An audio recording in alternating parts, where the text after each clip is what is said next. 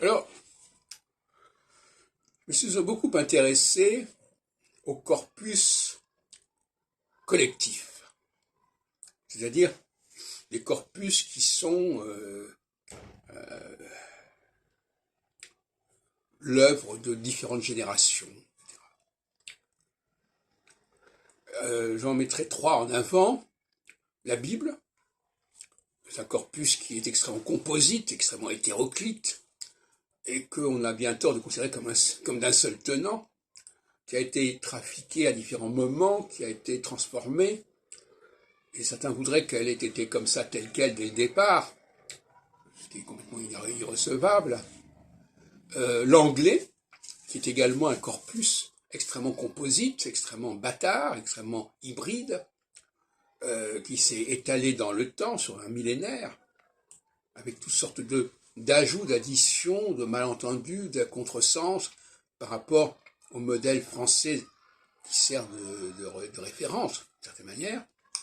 Et puis, à un peu plus petit niveau, il y a les Centuries de Nostradamus, sont évidemment un ensemble également collectif qui se déploie dans le temps, sur des décennies, et qui emprunte à différentes sources. Comme par exemple, comme l'a montré Elia Routsos, les guides de voyage. Et donc là, on était vraiment dans le remplissage à tout prix. Et donc, ces œuvres composites et collectives empruntent. Elles empruntent de différentes façons. Dans le cas des centuries, elles empruntent d'une part aux imitateurs des centuries, les imitateurs de Nostradamus, qui font du Nostradamus, et après, on veut faire du faux Nostradamus avec le faux Nostradamus. C'est-à-dire, voilà, donc c'est une sorte de cercle vicieux. On récupère les imitateurs pour en faire soi-disant du vrai Nostradamus, posthume, etc. Moi-même, je me suis trompé à ce niveau-là. En 2002, si je ne me trompe pas, dans le petit livre que j'ai publié en 2002 chez Ramcat, avec les publications de Crespin, je disais que Crespin avait emprunté à Nostradamus. Mais en réalité, c'est l'inverse. C'est les faussaires qui ont fabriqué les centuries qui ont emprunté à Crespin, qui en ont fait des quatrains.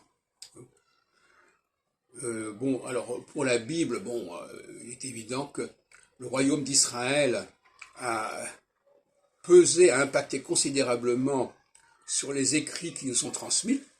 C'est-à-dire qu'en fin de compte, ce qu'on appelle la Bible aujourd'hui, elle a été refabriquée par les Israélites du Nord, pour des raisons que j'ignore. Enfin, en tout cas, ils se sont débrouillés pour y arriver, et ils ont réussi. Quant à l'anglais, évidemment, il emprunte les mots français de façon massive, colossale, sans parler des calques, sans parler de tout un ensemble d'emprunts au niveau des codes de prononciation. Ben oui, puisque, bon, par exemple, la forme AU en anglais, que les gens, ou you, par exemple, on prend le you, ben you, le OU, il n'existe pas en allemand, par exemple. Hein. Donc c'est un OU français, mais qui est utilisé pour la question pour la grammaire anglaise.